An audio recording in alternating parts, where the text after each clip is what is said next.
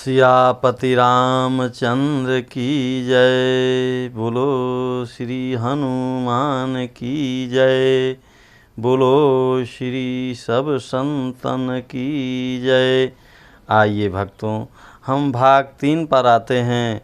प्रभु श्री राम की कथा का गुणगान करते हैं और आनंद लेकर अपना कल्याण करते हैं। अब हम आपको भाग 3 का रामायण कथा कहने जा रहे हैं। सुनि समुझहि जन मुदित मन, मज्जहि अति अनुराग। लहई चारि फल अछत तनु, साधु समाज प्रयाग।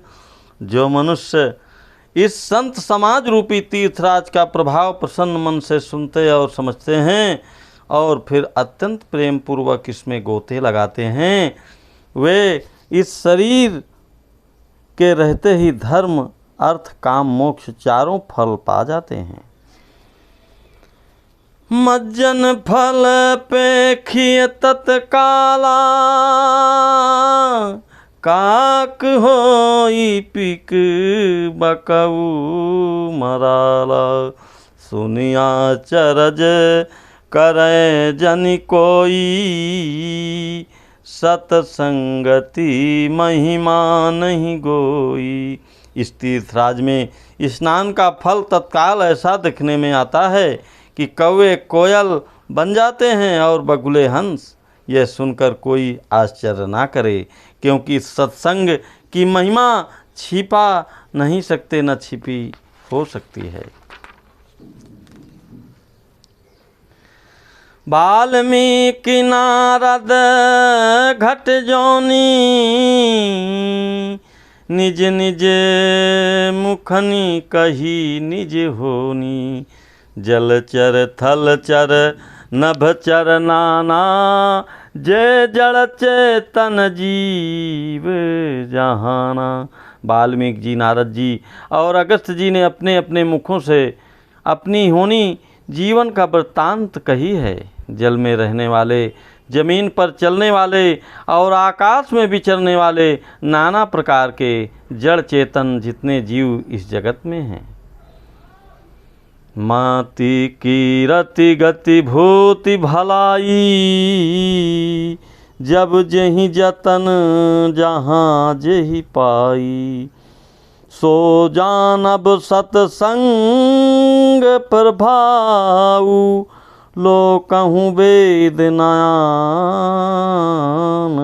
उपाऊ। उनमें से जिसने जिस समय जहाँ कहीं भी जिस किसी यत्न में बुद्धि कीर्ति सद्गत विभूति ऐश्वर्य और भलाई पाई है, सो सब सत्संग का ही प्रभाव समझना चाहिए। वेदों में और लोक में इनकी प्राप्ति का दूसरा कोई उपाय नहीं है।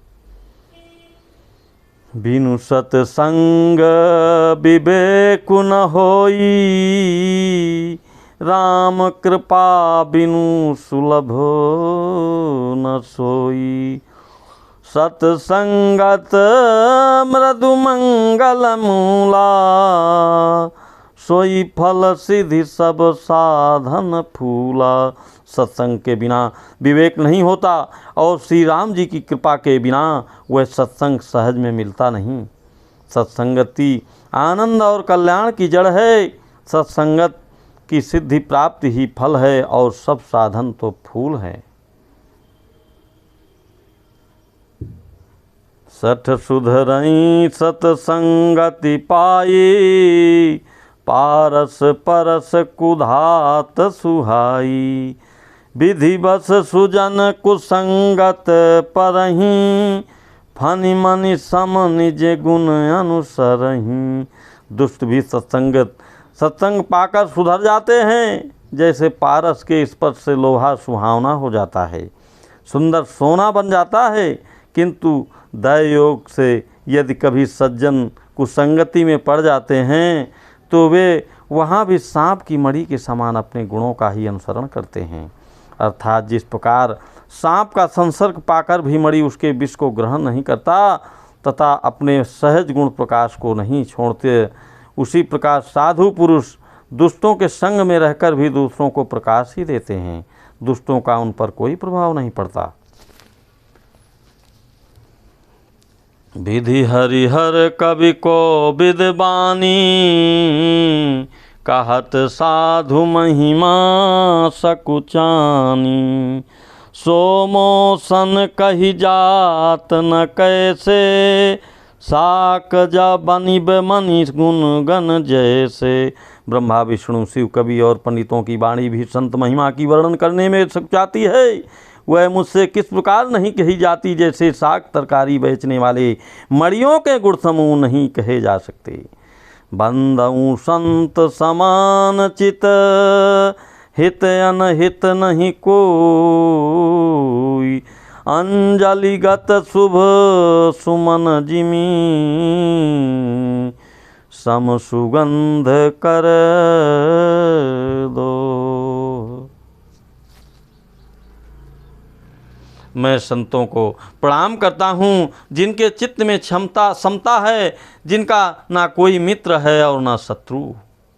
जैसे अंजलि में रखे हुए सुंदर फूल, जिस हाथ ने फूलों को तोड़ और जिसने उनके रखा, उन दोनों ही हाथों को समान रूप से सुगंधित करते हैं, वैसे इस संत शत्रु और मित्र दोनों का ही समान रूप से कल्याण करते हैं।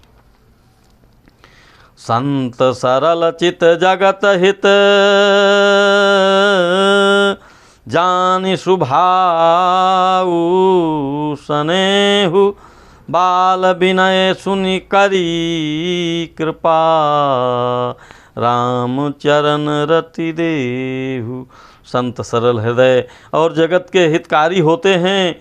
उनके ऐसे स्वभाव और स्नेह को जानकर मैं विनय करता हूँ। मेरी इस बाल विनय को सुनकर कृपा करके श्री राम जी के चरणों में मुझे प्रीति दें। बहुरी बंदी खलगन सती भाई, जे बिनु काज दाहिन हूँ बाई। परहित हानि लाभ जिनके रे, उजरे हरस विषाद बसेरे। अब मैं सच्चे भाव से दुष्टों को प्रणाम करता हूँ, जो बिना ही प्रयोजन अपना हित करने वाले को भी प्रतिकूल आचरण करते हैं। दूसरों को हित की हानि ही जिनकी दुष्ट में दृष्टि में लाभ है, जिनको दूसरों के उजड़ने में हर्ष और बसने में विषाद होता है। हरिहर जस राकेश राहु से, पर आकाज भट सहस बाहु से। जे पर दोष लखई सहसाखी, परहित घृत जिनके मन माखी। जो हरि और हर के यश रूपी पूर्णिमा के चंद्रमा के लिए राहु के समान है, अर्थात जहाँ कहीं भगवान विष्णु या शंकर के यश का वर्णन होता है, उसी में बाधा देते हैं। वे दूसरों की बुराई करने में सहस्त्रबाहु के समान वीर हैं, जो दूसरों के दोषों को हजार आँखों से देखते हैं और दूसरों के हित रूपी घी के लिए जिनका मन मक्खी के समान है। अर्थात जिस प्रकार मक्खी घी में गिरकर उसे खराब कर देती है और स्वयं भी मर जाती है, उसी प्रकार दुष्ट लोग दूसरों के बने बनाए काम को अपनी हानि करके भी बिगाड़ देते हैं। तेज कृषाणु रोष मही से सा, अघ अवगुण धन धनी धने सा। उदय केत समहित सबही के, कुंभकर्ण समसोवतनी के। जो तेज दूसरों को जलाने वाले ताप में अग्नि और क्रोध में यमराज के समान है, पाप और अवगुण रूपी धन में कुबेर के समान धनी है। जिनकी बढ़ती सभी के हित का नाश करने के लिए केतु पुच्छल तारे के समान है, और जिनके कुंभकर्ण की तरह सोते रहने में भी भलाई है। पर अकाजु लग तनि परिहरहीं, जिमि हिमि उपल कृषि दलि गरहीं। बंदऊ खल जस शेष सरोखास, साहस बदन बरनई पर दोखा।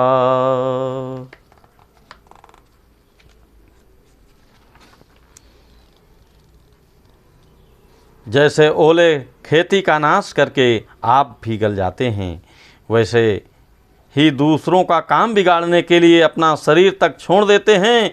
मैं दुष्टों को 1000 मुख वाले शेष जी के समान समझकर प्रणाम करता हूँ, जो पराये दोषों को 1000 मुखों से बड़े रोष के साथ वर्णन करते हैं। पुनि प्रणवं पृथुराज समाना, परयघ सुनई सहस दस काना।